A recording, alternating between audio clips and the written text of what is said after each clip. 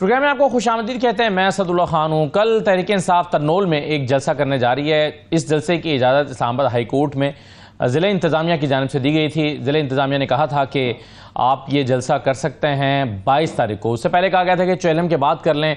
तो Islamabad high court में chief justice Aamir Farooq साहब की तरफ से सवाल उठाया गया था कि चेलम के बाद फिर आप कहेंगे सैलाब आ गया, फिर आप कहेंगे बारिशें हो गई, फिर आप कहेंगे ये हो गया वो हो गया। लेकिन ज़िला इंतज़ामिया के वहाँ पर मौजूद नुमाइंदों ने कहा कि नहीं जनाब, फिर ऐसा करें कि ये 22 अगस्त को जलसा कर सकते हैं। लेकिन आज इस जलसे का नोटिफिकेशन जो है वो मुअत्तल कर दिया गया और पूरे सूबे में, सूबे पंजाब में 3 दिन के लिए जलसे जुलूस पर पाबंदी आयद करते हुए दफ़ा 144 नाफिज कर दी गई है। और वजह बताई गई है कि दहशतगर्दी या अमन व अमान का ख़तरा है, इस वजह से ये 3 दिन के लिए दफ़ा 144 लगाई जा रही है। लेकिन तहरीक इंसाफ ने कहा है कि हम हर हाल में अब जलसा करेंगे क्योंकि हमारे पास कोर्ट का ऑर्डर मौजूद है। कोर्ट के ऑर्डर की मौजूदगी में हमें जलसे से नहीं रोका जा सकता। लेकिन दूसरी तरफ इंतज़ामिया का कहना यह है कि अब चूंकि इंतज़ामिया ने नोटिफिकेशन इजाज़तनामा मुअत्तल कर दिया है तो आप जलसा नहीं कर सकते। अब जलसा हो सकता है या नहीं हो सकता, कानूनी तौर पर क्या इस वक्त स्टेटस है, एक तो इस पर हम बात कर लेंगे। दूसरा, आज इमरान खान ने अडाला जेल में सहाफ़ियों से गुफ्तगू करते हुए कहा है कि जनरल फैज़ का ओपन ट्रायल किया जाए ताकि सब चीज़ें सबके सामने आएँ। लेकिन हुकूमत का जो मौक़िफ़ सामने आया है, अता ताड़ा साहब ने कहा कि ये फ़ौज के मामलात में मुदाखलत के मुतरादिफ है, इस तरह का बयान देना, इस तरह का मुतालबा करना।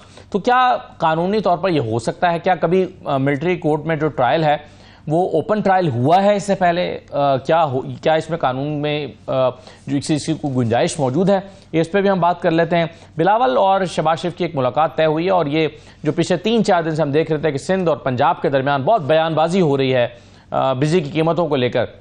मरियम नवाज़ यहाँ से बयान दे रही हैं, मुराद अली शाह वहाँ से बयान दे रहे हैं और बयानबाजी फिर इस हद तक बड़ी है कि अब तो सिंध ने सूबे पंजाब पर इल्ज़ाम लगाने शुरू कर दिए। यानी मुराद अली शाह साहब ने कहा है कि थर की बिजली थर में पैदा होती है, सिंध में इस्तेमाल नहीं होती, फैसलाबाद को जाती है। वो अलग बात है कि फैसलाबाद में इंडस्ट्री बंद हो रही है कि उनके महंगी बिजली उनके किसी काम की नहीं है। तो मामला क्या ये बहस इस नहज तक पहुँच गई है कि दोनों पार्टी सरबराहान को मिलना पड़ रहा है। मरियम नवाज़ दूसरी तरफ कह रही हैं कि पंजाब की तरक्की देखकर लोगों की दौड़ें लगी हुई हैं। तो किस किस की दौड़ें लगी, इन तमाम चीज़ों पे आज हम बात करते हैं। मेरे साथ स्टूडियोज़ में फैसल चौधरी साहब मौजूद हैं, बहुत शुक्रिया फैसल साहब, खुशामदीद कहते हैं आपको। मुजम्मिल सोहरावर्दी साहब हमारे साथ मौजूद हैं, सीनियर तज्ज़ियाकार हैं। माजिद निज़ामी साहब हमें ज्वाइन कर रहे हैं, सीनियर तज्ज़ियाकार हैं। तमाम मेहमानों को खुशामदीद। सबसे पहले फैसल चौधरी साहब ये ज़रा समझा दीजिए कि कोर्ट का ऑर्डर मौजूद हो और उसके मुताबिक आपको जलसा करने की इजाज़त हो और ज़िला इंतज़ामिया ने ही कोर्ट में खड़े होकर आपको तारीख दी हो, तो और उसके बाद फिर एक नोटिफिकेशन आ जाए कि वो इजाज़तनामा मुअत्तल हो जाए, तो फिर तहरीक इंसाफ क्या लीगली अभी भी राइट रखती है कि वो जलसा कर सके या उन पर बाइंडिंग है कानूनी तौर पर कि आप वो जलसा नहीं कर सकते? देखिए, जो जलसा जुलूस होता है असद, ये तो सियासी मार्के होते हैं, इसमें अदालत की इजाज़त तो हो गई। अगर अदालत अवाम आपके साथ होगी तो आप जलसा कर लेंगे, नहीं होगी तो जज वहाँ पे अदालत लगा के बैठ भी जाएंगे तो जलसा नहीं होगा। It's very simple. सो इसको ज़्यादा अगर हम कानून की मेन में निकालें, लेकिन उसमें इजाज़तनामा तो चाहिए होता है ना किसी भी पार्टी का। इजाज़तनामा तो अगर आपने कोर्ट के थ्रू लिया है और कोर्ट ने फिर इंतज़ामिया ने एक चीज़ की है, वो तो फिर अगर उन्होंने वो जाके उसका मामला जाके कैंसिल किया है तो उसकी रेमेडीज़ अवेलेबल होंगी। फिर कंटेम्प्ट में चले जाएंगे, कंटेम्प्ट में पहले भी कुछ नहीं हुआ, आइंदा भी नहीं कुछ होगा। सो बुनियादी तौर पे तो ये एक सियासी इवेंट होता है जलसा, और इसकी जो इजाज़त जो है पहले तो नहीं ली जाती थी किस ज़माने में, बस मतला कर दिया जाता था मुतलका थाने को। लेकिन फिर जब दहशत गर्दी बढ़ी, फिर इसमें मामलात इस तरह के हुए, तो अभी भी फिर इंतज़ामिया को ये लीवरेज तो होता है कि वो कुछ किस्म के बहाने बना ले। मतलब अगर दहशत गर्दी के मामलात हैं या किसी और तरह के मामलात हैं तो इस तरह के अगर नहीं करने की इजाज़त देनी हो, उसमें तो जो एक मैलाफिडी यानी बदनीयती की बुनियाद के ऊपर जो कि तो अब कल का अगर जलसा होता है फैसल साहब, तो उसमें क्या तहरीक इंसाफ अदालती अहकामात की या चलें ज़िला इंतज़ामिया का नोटिफिकेशन मुअत्तल होने के बाद क्या वो खिलाफ वर्जी कर रहे होंगे कवानीन की, या फिर जो ज़िला इंतज़ामिया है वो अदालती अहकामात की खिलाफ वर्जी? अदालती अहकामात की रोशनी में तो उन्होंने खुद एक NOC दिया, नो ऑब्जेक्शन सर्टिफिकेट दिया, सारा मामला किया, और जब आए तो आई थिंक ये पहले भी एक दफ़ा हो चुका है जी कि उन्होंने एक रात पहले NOC कैंसिल कर दिया। तो बुनियादी तौर पर अदालत के अहकामात जो हैं वो उसकी खिलाफ वर्जी जो है वो बादे नज़र में तो ज़िला इंतज़ामिया कर रही है, क्योंकि अदालत के अंदर स्टेटमेंट्स भी आई, मेरा ख्याल चीफ कमिश्नर हाज़िर भी हुए थे और उन्होंने वहाँ पे ये इजाज़तनामा दिया जब इजाज़तनामा दिया है तो एक जलसा करने में उनको इजाज़त देने के बाद कैंसिल करने का ये तो आए दिन की रूटीन है इस हुकूमत की। तो एक फियर फैक्टर भी है, शायद वो समझते हैं कि स्वाबी में क्योंकि एक शो अच्छा हो गया था, बहुत अच्छा PTI ने ऑर्गेनाइज़ किया, तो ऐसा शो पंजाब और सरहद के बॉर्डर पे होगा तो शायद पॉलिटिकली थ्रेटन्ड है ये गवर्नमेंट, और ये समझते हैं कि इस जलसे जुलूस से जो तहरीक शुरू हो जाएगी। मुजम्मिल सौरवली साहब, क्या ये तासुर देना कारकुनों को या आवाम को तो मकसूद नहीं है इससे? क्या अगर जलसा हो भी तो लोगों के जहनों में ये हो कि जलसा होने नहीं दिया जाएगा? या पहले भी ऐसा हो चुका है कि जलसे की जब इजाजतनामा मनसूख हुआ तो फिर जलसा खुद तहरीक इंसाफ ने ही मनसूख कर दिया था? तो अगर शो होता भी है, कोई जलसा होता भी है, तो उसमें कम लोगों की शिरकत हो क्योंकि लोग कंफ्यूज हो जाएंगे, पता नहीं होगा या नहीं होगा। क्या आपको ये मूव लगती है? और PTI जो कह रही है कि ये बुनियादी तौर पर घबरा गए हैं हमारे स्वाबी के जलसे से और डर रहे हैं कि यहाँ पर कोई बड़ा जलसा ना हो जाए, कैसे आप एनालाइज करते हैं इसे? देखिए, मैं फैसल चौधरी साहब की बात से मुत्तफिक हूँ कि ये एहतजाजी सियासत जो है ना, ये इजाज़त की मोहताज नहीं होती, ये अवाम की शमूलियत की मोहताज होती है। ये किसी अदालती ऑर्डर की भी मोहताज भी नहीं होती एहतजाजी सियासत। इसका बुनियादी नुक्ता ये है कि ये अवाम की शमूलियत की मोहताज होती है। अगर कल जहाँ पे जलसा है वहाँ 20-25 हज़ार लोग पहुँच जाएं तो कोई रियासती ताकत उन्हें नहीं रोक सकती, और अगर 200, 500, 700 लोग होंगे तो रियासत उन्हें गिरफ्तार कर सकती है, उन पर पर्चे कर सकती है। तो ये अदालतों से इजाजत लेकर एहतजाज करना दरअसल एहतजाज ना करने का उज़र ढूंढना है। मैं नहीं समझता कि कोई ये जब PTI ने धरना दिया था डी चौक पे, तो तब क्या सुप्रीम कोर्ट से इजाजत ली हुई थी? 2014 में वो किसी इजाजत के तहत धरना हो रहा था। नहीं, सुप्रीम कोर्ट के पास तो मामला तब गया ना जब ज़िले इंतजामिया ने नहीं दी।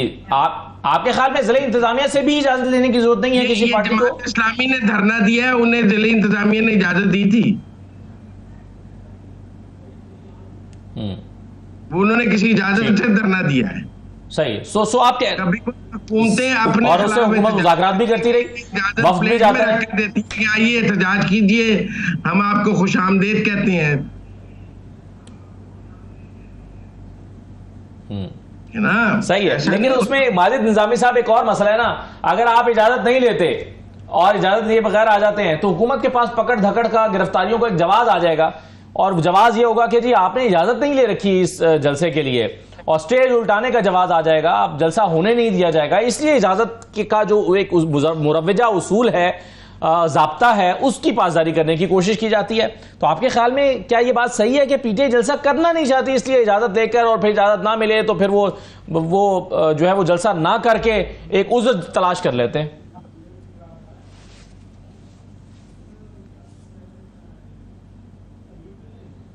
साथ ये रिलेटेड है और ये महज एक जलसे की बात नहीं है। तहरीक इंसाफ की तंजीम को इस बात का अंदाजा है कि जब तक पंजाब से या इस्लामाबाद से एहतजाजी तहरीक शुरू नहीं होगी उस वक्त तक मरकज पर दबाव नहीं पड़ेगा।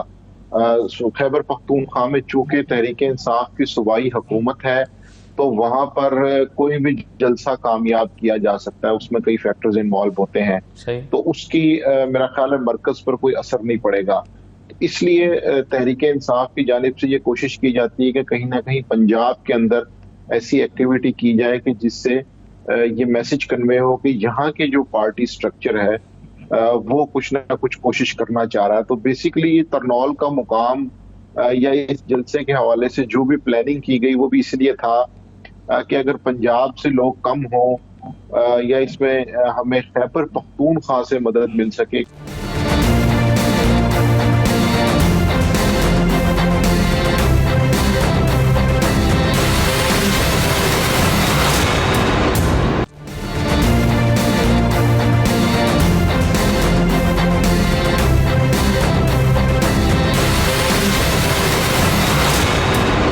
PTI को अगर सियासी महाज पर कुछ हासिल करना है तो बहरहाल उन्हें पंजाब में और इस्लामाबाद में पॉलिटिकल एक्टिविटी दिखानी पड़ेगी। अगर वो अदालतों के हुक्मनामों के इंतजार में रहेंगे या उनकी आड़ लेते रहेंगे तो उससे सोशल मीडिया पर या डिजिटल महाज के ऊपर तो वो कुछ ना कुछ सरगर्मी पैदा कर लेंगे, लेकिन जब तक ग्राउंड के ऊपर कोई चीज ऐसी क्रिएट नहीं होगी, मेरा नहीं ख्याल कि मरकज पर उसका कोई दबाव आएगा। सही है, लेकिन तरनोल का जो मकाम है, जैसे कि आप कह रहे हैं कि एक ऐसा पॉइंट बनता है, पंजाब से भी लोग आ सकते हैं, केपी से भी, लेकिन ये तो पीटीआई की मतलब उनकी तो इस पर, वो तो इस पर राजी नहीं थे। वो तो चाहते थे कि F9 पार्क मिले या परेड ग्राउंड मिल जाए, लेकिन ये तो जिला इंतजामिया ने इन्हें अपनी तरफ से इस्लामाबाद पिंडी से जरा दूर धकेला है कि बाहर निकल के करें। और फिर वो जो मकाम है वो भी कुछ वो मकाम मकानों घरों के बीच में घिरा हुआ एक प्लॉट सा है, जो कि बड़ा जलसा करने के लिए बिल्कुल मुनासिब सी जगह नहीं है। तो ये तो पीटीआई की चॉइस पर नहीं ये मकाम दिया गया सर। जी बिल्कुल, ये सारा मामला चूंकि अदालत में चला गया है और उस मुकाम का स्ट्रेटेजिक फायदा जिली इंतजामिया को नहीं होगा बल्कि तहरीक इंसाफ को ही होगा। तो इसलिए ये सारी बात की जा रही है। उसकी वजह ये है कि अगर उस जगह पे इतने लोग आ जाएं कि फुटेज अच्छी बन जाए और वहां से जो ड्रोन कैमरा है वो दिखा सके कि कहाँ कहाँ से किस किस जगह पे लोग हैं, तो वो F9 पार्क से ज्यादा पुरअसर मंजर होगा। और चूंकि F9 पार्क का एरिया बहुत बड़ा है, उसके अंदर मुख्तलिफ पार्ट्स हैं जहाँ पे जलसा करने की मखसूस जगह है ये एक्टिविटी करने की, तो वहां पर उसके मुकाबले में अगर तरनौल में ये एक्टिविटी होती है तो इसका इम्पैक्ट ज्यादा होगा।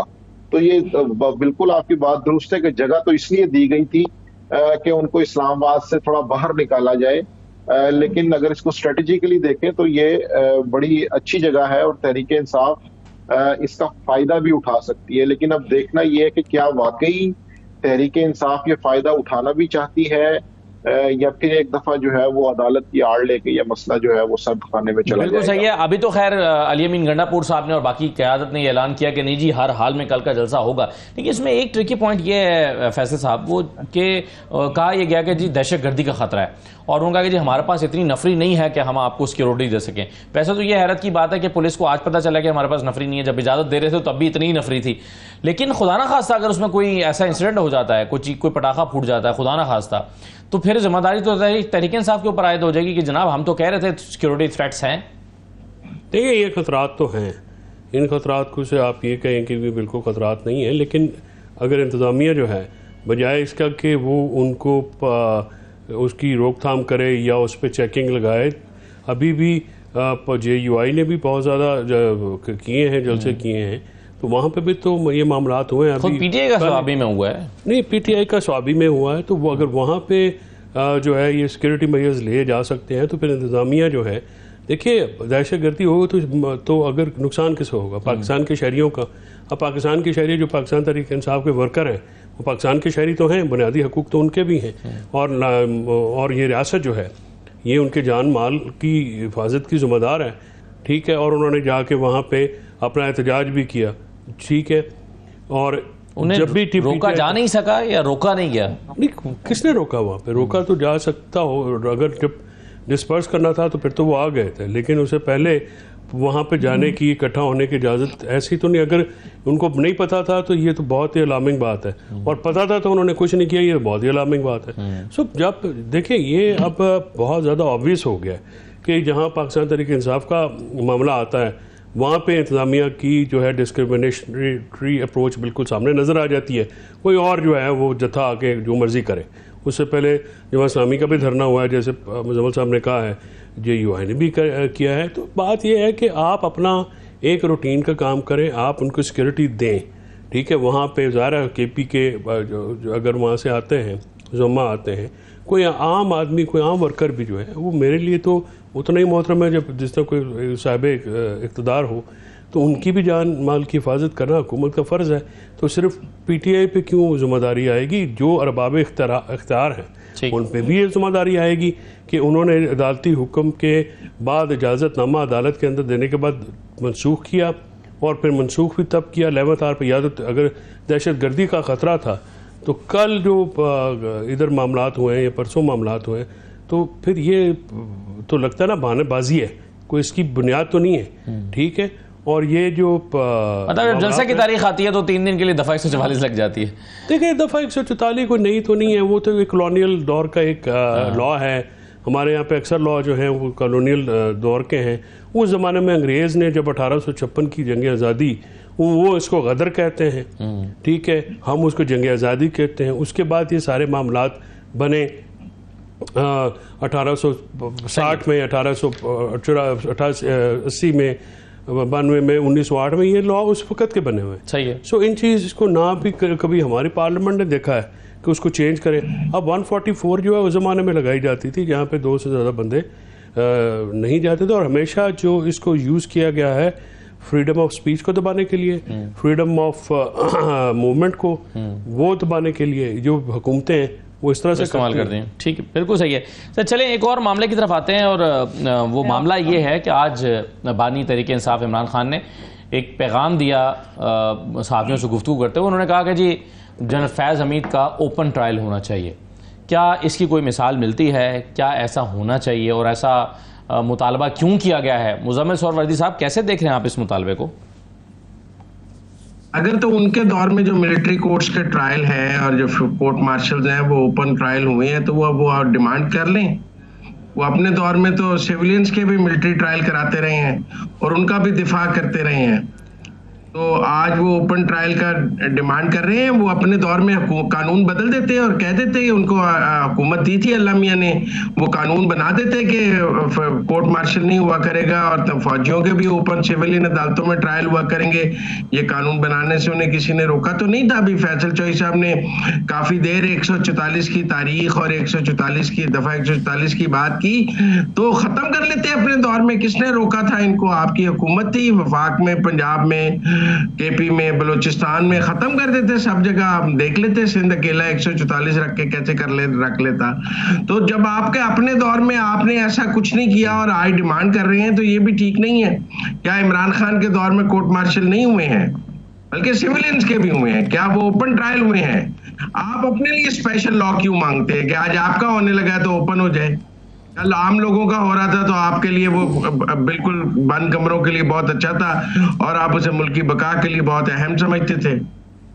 मेरा नहीं ख्याल कि अगर तो पाकिस्तान के कानून में मिलिट्री कोर्ट्स के ओपन ट्रायल की इजाजत है, फील्ड कोर्ट मार्शल की, तो सबका ओपन होना चाहिए। सिर्फ फैज का क्यों ओपन हो? कानून तो यकसा निजाम इंसाफ के असूल पर कायम है ना। कोई फैज के लिए अलग कानून होगा और मेजर लांस नाइक के लिए अलग कानून होगा, उसका field court martial close doors in camera होगा और फैज का ओपन होगा। ये कैसे हो सकता है? यहाँ तो होगा तो सबका ओपन होगा, यहाँ किसी का भी ओपन नहीं होगा, क्योंकि हमारे निजाम इंसाफ की तो फैसल चौधरी साहब माहिर कानून है, आपने लिखा भी हुआ है उनके नाम के नीचे। वो जरूर बताएंगे कि हमारा निजाम इंसाफ जो है वो यकसा निजाम इंसाफ पर कायम है। वो किसी खसूसी निजाम इंसाफ की इजाजत नहीं देता फैज के लिए, इमरान खान के लिए, किसी के लिए। ठीक, बिल्कुल सही है। चलिए, ये इस पर कानूनी राय तो फैसल चौधरी साहब से लेंगे, लेकिन उससे पहले माजिद निजामी साहब से मैं राय लेता हूं कि वो इस पर क्या कहते हैं। मगर एक छोटा सा ब्रेक ले लेते हैं, ब्रेक के बाद वापस आते हैं।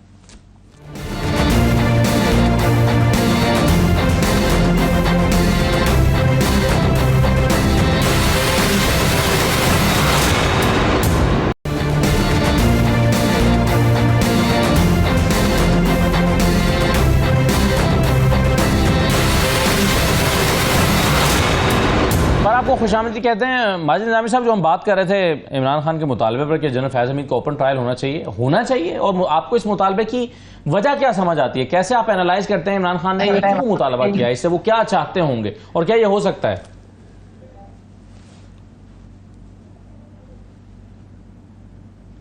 जी बिल्कुल, ये मुतालबा इमरान खान साहब की जानिब से इसलिए किया गया है कि इस गिरफ्तारी को सियासी तौर पे तहरीक इंसाफ से रिलेट किया जा रहा है।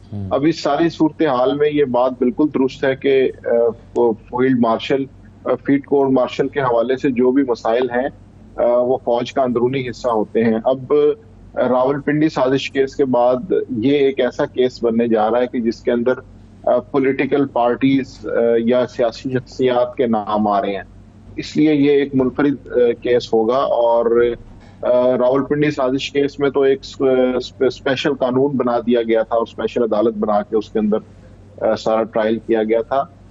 तो चूंकि तहरीक इंसाफ इस वक्त अपोजिशन में है और इमरान खान एस्टेब्लिशमेंट के साथ किसी मुफाहिमाना पॉलिसी की जानिब जाते नजर नहीं आ रहे, तो इसलिए वो कहीं ना कहीं हर पेशी पर ऐसा बयान देते हैं कि जिसकी शिद्दत और हिद्दत महसूस की जाती है, और वो बहरहाल ये करने में इसलिए भी कामयाब रहे कि उसका जवाब बाखबर सिक्योरिटीज राय की जानिब से आज मौसूल भी हो गया। तो इसलिए शख्सियात की ये जो सियासी जंग है, इसके अंदर फिलहाल मुफाहिम नहीं, लेकिन वो बाखबर जराए जो आप जिसका जिक्र कर रहे हैं उसमें एक लाइन ये भी थी कि अगर इमरान खान का ट्रायल हुआ, मिलिट्री ट्रायल हुआ, तो वो ओपन ही होगा, तो उनकी गुंजाइश फिर कैसे निकलेगी? जी, वो मेरा ख्याल है कि जब उस स्टेटमेंट के साथ जुड़ी चहमगोइयां या क्या सराइयों के ऊपर बातचीत होती रहेगी तो ये मामला क्लियर नहीं होगा। इसलिए जरूरत इस बात की ही है कि ये सारे मामले ट्रांसपेरेंसी के साथ अपने अंजाम तक पहुंचाए जाएं, जिसके अंदर तमाम शवाहिद मौजूद हों। उसकी वजह यह है कि बिल फर्ज अगर एक कोर्ट मार्शल के मामले में किसी शख्स को भी सजा होती है और वो उससे मुतमईन नहीं होता, तो उसका नेक्स्ट जो प्रोसेस है वो सिविल अदालतों में ही कहीं ना कहीं उसकी रेमेडी मौजूद है। तो जब वो वहां पे मामला आएगा तो सारी मुकदमे की कार्रवाई, उसकी तफसील वहां पे खुल जाएगी। तो इसलिए अगर ये मामला पहले ओपन ना भी हुआ तो उसके बाद ये जरूर इम्कान मौजूद है कि इसकी सारी तफसील सामने आ जाएगी। लेकिन इमरान खान साहब का मसला ये है, उनका मामला इसलिए मुख्तलिफ है कि इस वक्त वो दोनों वो इदारे के साथ कन्फ्रंटेशन के मोड में नजर आते हैं। तो इसलिए वो हर बयान देते हैं ऐसा कि जिसके साथ कुछ ना कुछ ऐसे मसाइल हों या जिससे कोई सियासी गर्मा गर्मी में इजाफा हो, क्योंकि इस वक्त उनके पास खोने को तो कुछ नहीं है। तो इसलिए उनके बयानात बड़े स्ट्रेटेजिकली इम्पोर्टेंट होते हैं कि वो हर वो बयान देने की कोशिश करते हैं कि जिससे फरीक मुखालिफ को उकसाया जाए। सही है। मगर इसमें फैसल जो साहब, आपको इमरान खान के इस मुतालबे के मुहर्रिकात सियासी दिखाई देते हैं या कानूनी? नहीं, देखिए, इमरान खान साहब तो एक सियासी आदमी है ना, तो वो सियासी बात करते हैं। कानूनी पहलू जो है इसमें फील्ड कोर्ट मार्शल जनरल का FCMG जब इसको कहते हैं, तो जो इनिशियल कार्रवाई होती है तो वो तो मिलिट्री कोर्ट्स की कार्रवाई कभी ओपन नहीं होती। ठीक, कभी नहीं होती। हाँ, कोई ऐसा प्रेसिडेंट मौजूद नहीं है। प्रेसिडेंट ऐसा मौजूद नहीं है। जहाँ तक साजिश से मुतल्लिक हम पिंडी साजिश केस का बात करते हैं, हैदराबाद ट्रिब्यूनल भी बनाया गया था जिसमें असफंदियार वली वगैरह, उस वक्त जो नैब की लीडरशिप थी उसको भी ट्राई किया गया था भुट्टो साहब के दौर में। भुट्टो साहब ने ये सारा इनिशिएट किया था। बाद में फिर ज़्यादा कमर्शियल लगा तो उन्होंने वो रिवर्स किया और फिर ANP का वजूद में आई। ठीक, तो बात ये इस तरह के ये चीज़ें जो हैं एक मुतालबा कर देना, इसके मुकाबले में जो जवाब आया वो जवाब भी जैसे आपने अभी उसकी निशानदेही की है, दो चीज़ों की समझ में नहीं आएगी। अगर आप ये कहते हैं कि कोई भी शहरी मुतालबा तो कर सकता है, मुतालबा करने को जो है वो इस तरह ज़्यादा उसमें नाराज़गी का इजहार करने की तो ज़रूरत नहीं है। अच्छा, तो मुतालबा खान साहब ने किया है। पहले तो देखिए, खान साहब का, इमरान खान साहब ने कन्फ्रंटेशनिस्ट अप्रोच को पीछे रिवर्स किया था और उनकी तरफ से ऐसी स्टेटमेंट्स आई थी जिसमें उन्होंने ये कहा कि अब बात करें, पाकिस्तान के लिए बात करें, कुछ इस किस्म का जो है वो एक जिसका मतलब जो है वो गलत फिर कहा गया जी कि अब देखें ये हो गया वो हो गया। दूसरी बात यह है कि आज जो ट्रायल से जो भी ट्रायल होगा, एक तो FCMG की अगर वो मिलिट्री कोर्ट में ट्रायल होता है तो उसकी अपील है और वो सिविल कोर्ट्स में आता है। पहले वो आर्टिकल 199 में चैलेंज की जाती थी थ्रू रेट, तो बहुत सारे केसेस हैं और वो चैलेंज होते रहे। अब कुलभूषण जाधव के जो इंटरनेशनल कोर्ट ऑफ जस्टिस में ट्रायल हुआ तो आपको पता है कि उनकी फांसी की सज़ा रुकी और वहाँ पे जो फिर अपील का राइट देना पड़ा, और वो अपील का राइट पर्सन स्पेसिफिक नहीं होता ना, वो तो सबका है। तो वो अपील भी है और अगर अपील की मामलात आएंगे ओपन कोर्ट में, सिविलियन कोर्ट में, तो खुलेंगे तो सही, फिर उस पर बात भी होगी। तो ट्रांसपेरेंसी इम्पॉर्टेंट है। जो चार्जेस हैं किसी के ऊपर, वो हीनियस हैं या वो जिस तरह के भी हैं, उनका जो स्टैंडर्ड ऑफ एविडेंस है वो ऐसा होना चाहिए जिसमें उंगलियां ना उठें। और फिर क्योंकि जैसे माजिद निज़ामी साहब ने सही कहा है कि ये क्योंकि पॉलिटिकली एक जमात के साथ आप एफिलिएट करते हैं, सारे मामले को रोज़ाना ज़राए से खबरें चलती हैं कि फ़लाँ ने ये कर दिया, फ़लाँ ने ये रिपोर्ट दिया। अडयाला में हालांकि अथॉरिटीज़ ने कोर्ट में तो ये कहा है कि वो जो जेलर हैं उनके कब्ज़े में नहीं है, वो किसके कब्ज़े में हैं वो भी ज़रूरी है कि पता लग जाए, और उनका ट्रायल चलाना है, जो उसमें जो भी करना है वो तो कानून के मुताबिक चलना चाहिए। ट्रांसपेरेंसी और फेयर ट्रायल अब फंडामेंटल अच्छा, इसमें हिकमत क्या है? यानी अगर मिलिट्री ट्रायल हो रहा है उसे खुफिया रखा जाता है या ओपन ट्रायल नहीं होता, और उसके बाद जैसे कि माजिद भी कह रहे थे कि जब भी अपील में आप आएंगे और सिविल अदालतों के पास आएंगे तो वो सारा मामला ओपन हो जाएगा। तो मिलिट्री कोर्ट में जब ट्रायल हो रहा होता है उसमें हिकमत क्या है कि उसको खुफिया रखा जाए? उसमें देखिए, बेसिकली देखें, जो फोर्सेज होती हैं, फोर्सेज में यहाँ पे नहीं, पूरी दुनिया में ऐसा ही होता है। जो कार्रवाई मिलिट्री कोर्ट्स की होती है वो ओपन नहीं होती है। ठीक, उसमें उनसे, क्योंकि नॉर्मली जो मामलात होते हैं वो फ़ौज के जो सर्विस से या उनके मिसकॉन्डक्ट से ऑफिसर्स के वो होते हैं, और वहाँ पे एक डिसिप्लिन कायम रखने के लिए एक तो वो बहुत तेज़ी से ट्रायल चलाया जाता है, ठीक, और एविडेंस कलेक्ट करने के बाद ट्रायल चलाया जाता है। तो जब ट्रायल चला जाता है उसमें जब कमिटमेंट्स होती हैं, यानी किसी को सज़ा दी जाती है, सही है, तो फिर उसको इस तरह से फ़ौज में मतमा नज़र, इसमें हिकमत तो ये है, देखिए कि जो मिलिट्री या पैरामिलिट्री फोर्सेस होती हैं ना, वो आम सिविलियन से उनका रोल हट के होता है। उनका रोल जो है वो बड़ा एक सेंसिटिव होता है, बड़ा डेलिकेट होता है, और बहुत ही रिस्पॉन्सिबिलिटी का है। और वहाँ पे फिर अगर आप फोर्स में डिसिप्लिन को कायम रखना है तो फिर आपको ज़रूरी है कि आप जो, और ये सिर्फ जो मिलिट्री है कि फोर्सेज है, यानी पुलिस में जो ट्रायल होता है वो तो आम अदालतों में होता है, उनका तो कोई ऐसा लॉ नहीं है ना। तो आपको इसमें ये मंतक नजर आता है कि ये उसका तो मंतक तो है ही है ना। देखिए, मिलिट्री कोर्ट्स में तो जो फौज के कानून होते हैं वो तो पूरी दुनिया में अलग होते हैं, और उसमें जो है वो एक खास आप समझे कि एक क्वेश्चन जो है सही है। तो चलिए, इस पर सबका इत्तेफाक ये है कि ये इमरान खान साहब का वो सियासी आदमी है, उनका सियासी स्टेटमेंट है और ज़ाहिर है पॉलिटिकल गेन के लिए होगा, लेकिन ये अमली तौर पर मुमकिन दिखाई नहीं देता।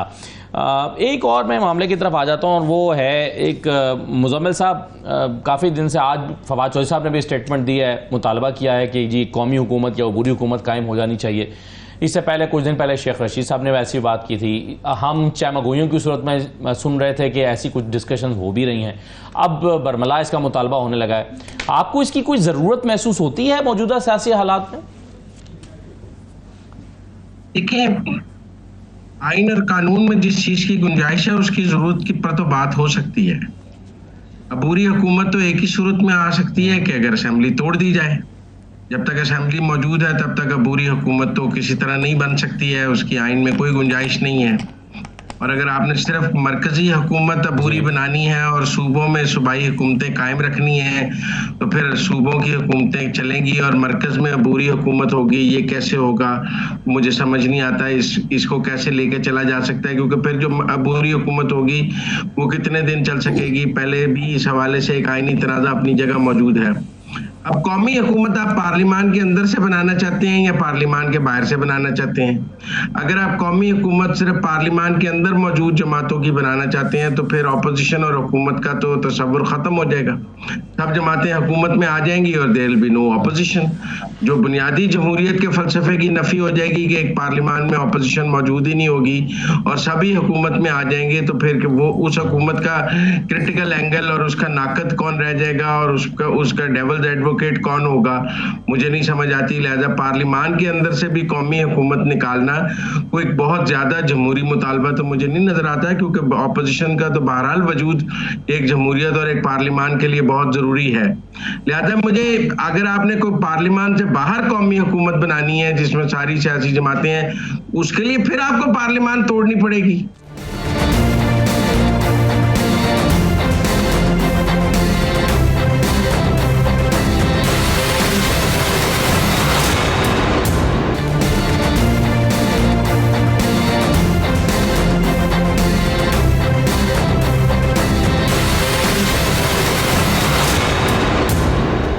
आपको दोबारा खुशामदीद कहते हैं। माजिद निज़ामी साहब, ये बताइए कि पीपल्स पार्टी और PMLN के दरमियान क्या ये सिंध और पंजाब के दरमियान सिर्फ बिजली की कीमतों के ऊपर तनाज़ा चल रहा है, बातचीत चल रही है, और ये इतनी संजीदा हो गई है कि बिलावल साहब को बैठना पड़ रहा है। और फिर ये जो हमने देखा कि कहा गया कि बेवकूफ़ाना बयान है, फिर उधर से कहा गया कि नहीं जी आप करप्शन करते हैं, तो क्या वो बेवकूफ़ी नहीं होती करप्शन का पैसा जब जेब में डालते हैं? ये बात कैसे इतना आगे बढ़ गई और क्या वाकई सिंध एक महरूमी महसूस कर रहा है कि सिर्फ पंजाब को रिलीफ दे दिया गया और सिंध को नहीं दिया गया? जी, मुझे लगता है कि इस मामले में एक चीज हमें ज़हन नशीन करनी चाहिए कि मुस्लिम लीग नून चूंकि इंतखाबी और सियासी तौर पर पंजाब की पार्टी है, और अगर हम इंतखाबी नताइज या उनकी पॉलिटिकल प्रेजेंस को भी देखें तो सिंध, खैबर पख्तूनख्वा और बलोचिस्तान में वो खासी कम नजर आती है। तो इसलिए पंजाब की जो मिडिल क्लास तबका है उसको कवर करने के लिए ये रिलीफ अनाउंस किया गया है, और इसके अंदर मियां शहबाज शरीफ का ना होना बल्कि मरियम नवाज और उनके वालिद का होना इस चीज को जाहिर करता है कि ये आइंदा आने वाले इलेक्शंस और सियासी माहौल के लिए मरियम नवाज शरीफ की एक प्लानिंग भी है कि जिसके अंदर उनके चचा शामिल नहीं है। तो इसलिए इसकी लेकिन इसका एक तासुर ये भी तो हो सकता है ना माजिद साहब, ये भी तो हो सकता है ना कि प्राइम मिनिस्टर ये तासुर ना देना चाह रहे हों कि वो सिर्फ पंजाब के लिए रिलीफ अनाउंस कर रहे हैं, वरना तो फिर बाकी सूबे पे मुतालबा करेंगे कि आप तो प्राइम मिनिस्टर हैं, आप तो सब सूबों के लिए फिर अनाउंस करें। ये भी हो सकता है कि उन्होंने ये सोचा होगा प्राइम मिनिस्टर को इससे बाहर रखें, सिर्फ पंजाब के हद तक ये अनाउंस करते हैं। जी, अगर ऐसा होता तो मेरा ख्याल है वो उसमें फिर इस्लामाबाद को इंक्लूड ना किया जाता। तो सिंध का मामला इसलिए मुख्तलिफ हो गया है कि वो अब एक तो डिफेंसिव पोजीशन पे है, एक तो उन्हें पंजाब में स्पेस नहीं मिल रही जिस तरह वादा किया गया था, दूसरा ये है कि अब इस तरह के कदम के बाद अगर वो कुछ ऐसा अनाउंस नहीं करते, स्पेशली उनको कराची के अंदर एमकेएम और जमात इस्लामी की मुखालफत का सामना है, और उसके बाद फिर जब वो ऐसा कोई कदम नहीं उठाएंगे तो बहरहाल वो एक कदम पीछे रह जाएंगे। तो इस वजह से चूंकि पंजाब के अंदर पीपल्स पार्टी से किए गए वादे पूरे नहीं हो रहे, ऊपर से ये चीज सामने आ गई है कि जिसमें बिलियंस ऑफ रुपीस दरकार है, तो पीपल्स पार्टी का इसके ऊपर दबाव में आना, ये एहतजाज करना मेरा ख्याल है जस्टिफाइड है, और इसीलिए ये मामला इस हद तक बढ़ गया है कि दोनों अतराफ से बयानात आए हैं, प्रेस कॉन्फ्रेंसेज हुई हैं, और अब ये मामला प्राइम मिनिस्टर और पार्टी चेयरमैन की तरफ चला गया। मगर इसका सोल्यूशन फिर क्या होगा? जब प्राइम मिनिस्टर के पास रास्ता क्या है? क्योंकि ये तो वाज़ेह तौर पर कह दिया गया ना कि ये पंजाब ने अपने बजट से किया है, अब सिंध अपने बजट से कर ले। जी, बहरहाल ये एक पॉलिटिकल फाइट है। जिस तरह आपको याद है कि आज से 10 साल पहले एमकेएम और पीपल्स पार्टी सूबाई सिंध में काबीना के अंदर लड़ा करते थे, अलहदा हो जाते थे, फिर वापस आ जाते थे। तो इस वक्त असम्बली का स्कोर कार्ड ये इजाजत नहीं देता कि मुस्लिम लीग नून और पीपल्स पार्टी अलग हों। तो इसलिए मेरा ख्याल है कुछ ना कुछ मामलात सेटलमेंट की तरफ ही जाएंगे। उसकी वजह यह है कि नेशनल असम्बली के अंदर कोई और अलायंस बनाने की गुंजाइश नजर नहीं आती। बिल्कुल सही है। अब एक तरफ इत्तेहादी भी हैं फैसल साहब, अब ये तो चले एक मामला है कि एक तरफ इत्तेहादी भी है पीपल्स पार्टी, लेकिन फिर शिकवे भी हैं, फिर एक सूबा अलग है और पंजाब को एक तरह से फेवर मिल गई। दूसरी डिस्कशन जो अभी हो रही थी मुजम्मिल साहब से, वो कह रहे थे कि आइन को जिसने सबसे पहले तोड़ा उसको सजा क्यों नहीं मिली? सजा मिलती तो कोई और भी फिर आइन ना तोड़ता। देखिए, आइन को सबसे पहले मैं तो समझता था कि 1956 से शुरू होंगे, लेकिन ये तो बड़े माजी में करीब में भी चले गए, और आइन गैर आइनी काम होना और आइन तोड़ना तो बहुत ही फ़र्क बातें हैं। उस वक़्त सुप्रीम कोर्ट ने फ़ैसला किया, उसको रिवर्स किया, तो उस पर अमल हुआ। किसी ने जाके ये नहीं किया कि सुप्रीम कोर्ट के अहकामात को भी, और अगर आर्टिकल 6 लगना है तो फिर जो नदीम साहब के इंटरव्यू में जो मौलाना फजल रहमान ने उस वक्त की मिलिट्री इस्टेब्लिशमेंट को कहा कि वो बैठ के, including farmer army chief Bajwa साहब और फैज़ हमीद ने बैठ के सारी पार्टियों को कहा कि नो कॉन्फिडेंस मोशन में आप ऐसे ऐसे ऐसे करेंगे, तो फिर तो आर्टिकल 6 तो उनके ऊपर लगता है ना, और जो उनमें शामिल थे उस मीटिंग में वो जो पीडीएम की पार्टी है उन पे भी लगता है। तो सिर्फ एक ही पार्टी को सिर्फ करना, मैं तो समझता हूँ 1956 से शुरू होंगे, बाद में जो मार्शल लॉ लगे उनकी भी कोई मजम्मत होगी, लेकिन वो शायद वो आइन तोड़ना नहीं था, वो शायद ठीक था। दूसरी बात आप कह रहे हैं कि ये जो पीपल्स पार्टी और इसमें, देखिए ये तो सियासी शोबदाबाजी है। पहली बात तो ये है कि मैं नहीं समझता कि जो रिलीफ का अनाउंस किया गया है, एक तो नवाज शरीफ साहब ने किस हैसियत में किया, क्या वो पोजीशन होल्ड कर रहे हैं, क्या वो सीएम हैं, क्या वो पीएम हैं, क्या वो कोई वजीर हैं? तो वहाँ पे बैठ के उन्होंने अनाउंस किया। सबसे पहली तो ये पार्टी के कायद है, नहीं पार्टी के कायद होना को आइन, एमएनए भी हैं, नहीं एमएनए कौन सा 372 एमएनए है, 336 MNAs हैं, किसी और को क्यों नहीं आप इजाज़त देते? देखिए, अगर आपने कोई काम कर, जब आप गवर्नमेंट में होते हैं तो रिस्पॉन्सिबिलिटी अब्बा जी की गेम नहीं होती है। फिर आपको फिर आइन का क्या फाइनेंस रूल्स में आपने इसकी इजाज़त ली? क्या NFC अवार्ड में ये जो 45 अरब रुपये आपने कहा, और वो भी 2 महीने के लिए किया, बाकी सूबों के ऊपर तो डेफिनेटली प्रॉब्लम होगा, क्योंकि जो NFC में सबसे ज़्यादा जो पैसे हैं वो पंजाब लेती है। इसी वजह से सुप्रीम कोर्ट में मैंने खुद एक पिटीशन दाखिल की थी, राम मनव्वर साहब बड़े सीनियर सियासतदान हैं, उनकी तरफ से, कि प्रोविंशियल फाइनेंस कमीशन आप वो करें जब आप करते हैं, और वो पेंडिंग पड़ी हुई है, कि जब आप सूबों का जो ज़िलों का है NFC का जो नेशनल फाइनेंस कमीशन अवार्ड है, वो उसको आपको subject to the provincial finance commission award करना चाहिए, ताकि हर ज़िले को उसका मतलब हिस्सा मिले। ये नहीं है कि अगर एक CM लाहौर का है तो 1600 अरब रुपया उस पर लग जाए और हमारे जैसे जो झेलम और जो ज़िला है उसकी सड़क रोक दी जाए, ठीक है, जिस पे हज़ारों लाखों लोग जाते हैं सिर्फ सियासी बुनियादों के ऊपर, और वहाँ पे खाने की जो है दवाई ना हो, स्कूल ना हो, कोई आ ना जा सके, जा ना सके, और हमारा को पुरसाने हाल ना हो, इस चीज़ को रोकने के लिए। तो ये जो अनाउंसमेंट की गई है, पीपल्स पार्टी ने कहाँ पे जाना है, उनके दोनों के पोलिटिकल मफादात हैं, एक दूसरे के साथ इंटैंगल हैं। ना पीपल्स पार्टी नवाज शरीफ को छोड़ सकती है, ये नवाज लीग को छोड़ सकती है, ना नवाज लीग वाले उनके बगैर कुछ करेंगे। वो अपना भावताव जो है वो सियासी भावताव बढ़ाएगा, वो हो जाएगा। मगर मुजम्मिल साहब, एक चीज तो बहरहाल दुरुस्त मालूम होती है इसमें कि ऐसा लगता है कि बगैर होमवर्क के ये अनाउंस कर दिया गया, क्योंकि ब्यूरोक्रेसी इस वक्त शशोपंज में पड़ी हुई है कि इसको एग्जीक्यूट कैसे करें। और फिर IMF की जो आगे आपने जो टैक्सेशन शराइत भी हैं, हाँ, तो उसके आपने कैसे कर दिया? अब चूंकि ये एक वफाकी सब्जेक्ट है और सूबा अपने पास से इसको पैसे देना चाहता है, तो इसको अमली तौर पर एग्जीक्यूट कैसे करना है ये भी समझ नहीं आ रहा, और ये होल्ड हो गया है। तो आपके ख्याल में जल्दबाजी में किया गया और बगैर होमवर्क के किया गया? ये डिस्कोर्स से बाकायदा फिगर्स लिए गए कि उनके कितने 500 यूनिट तक कितने सार्फिन हैं, उनकी क्या बिलिंग एवरेज है, उस पूरे डाटा के साथ पैसों को कैलकुलेट किया गया कि ये इतने पैसे बनेंगे, और उस डाटा के साथ वो पैसे पंजाब गवर्नमेंट अपने बजट से डिस्कोर्स को ट्रांसफर करेगी, तो फेडरल गवर्नमेंट को ट्रांसफर नहीं करेगी। मतलब अगर लेस्को के पास 500 यूनिट वाले 10,000 सार्फिन है और वो 10,000 सार्फिन को ए सम ऑफ अमाउंट जो है वो सब्सिडी जाएगी, तो पंजाब गवर्नमेंट अपने बजट से वो ए सम ऑफ अमाउंट लेस्को को ट्रांसफर करेगी, ताकि वो उन सार्फिन के वो पैसे कवर, ठीक है ना। इसके लेकिन सर उसमें यही मसला ना कि ये इसके लिए कोई रूल्स जो है वो इजाजत नहीं दे रहे मुजम्मिल साहब, लेकिन इसमें ब्यूरोक्रेसी का यही प्रॉब्लम है, जो चीजें सामने आ रही हैं कि इसमें जो रूल्स हैं वो अलाउ नहीं कर रहे, इसके लिए शायद बनाना पड़ेगा। बहरहाल बहुत शुक्रिया आपका, आपने इस पर राय दी है। माजिद निज़ामी साहब आपका भी शुक्रिया, फैसल चौधरी साहब आपका भी शुक्रिया। प्रोग्राम का वक्त खत्म हो गया, इजाजत दीजिए, अल्लाह हाफिज।